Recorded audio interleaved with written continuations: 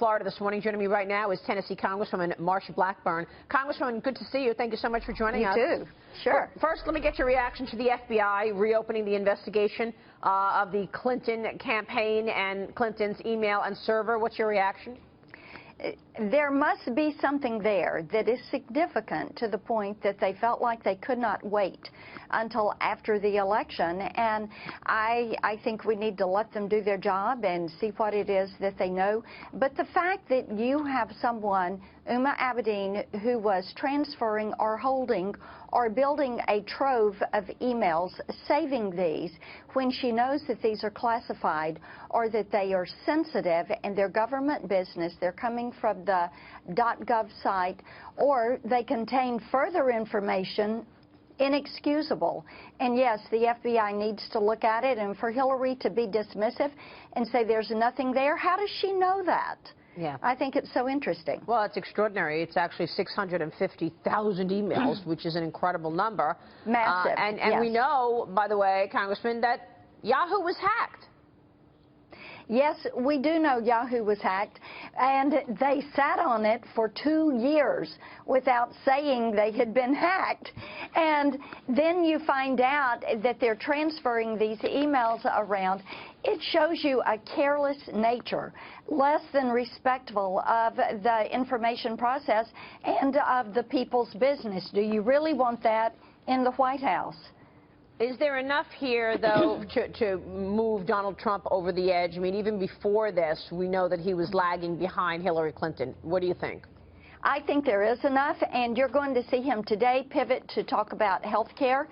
Some of my colleagues who have legislation that would push the Obamacare issue, repeal and replace, forward, they're going to be with him at that speech. My legislation, which is a cross-state line purchase of health insurance, is a part of that package. And today you're going to see Mr. Trump start to talk about how you can work with the House and the Senate in order to get things accomplished. National security, economic security, health care security, those are the issues that the people are wanting to talk about. They know Hillary Clinton and her team have proven that they should be disqualified from being the commander-in-chief of this country. They want somebody who is going to get things done, who's going to be right on the big issues, which are national security, economy, and health care. Right.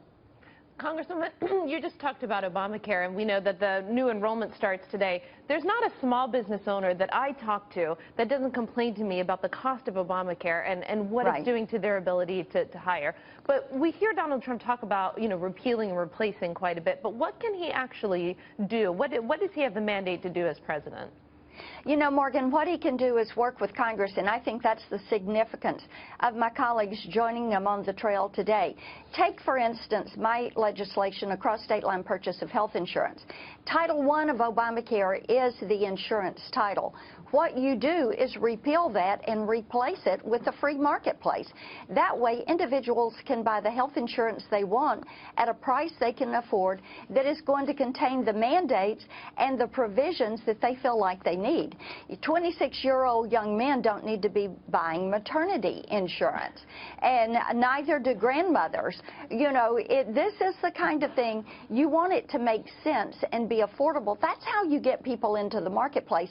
Every small business owner I talk to, just like you're talking about, even one last evening I was talking to, the biggest expense they have in their operating cost is the cost of health insurance and providing that for their employees. Another is regulatory and compliance cost. And you began to diminish those, all of a sudden businesses are going to have more money to plow back into growth.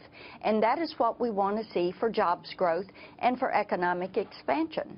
Congressman, you've mentioned a couple of times this idea of allowing insurance companies to sell their coverage across state lines. If that was such an easy solution, why hasn't it happened? And tell us exactly what that would do, how that would make the system more efficient. Sure, absolutely. And we have worked on this for 7 years. When we did the Blair House Summit on health care, I was one of the Republicans invited, and this was the topic that I discussed. And the president didn't understand the difference between national plans and a free marketplace. Now, the way it would work is you would have your state departments of insurance for the state of domicile of the insurance company and also domicile of the purchaser. And they would each be looking at the consumer protections. What an individual would do is be able to buy an insurance policy that would suit their needs. Also, it would allow portability.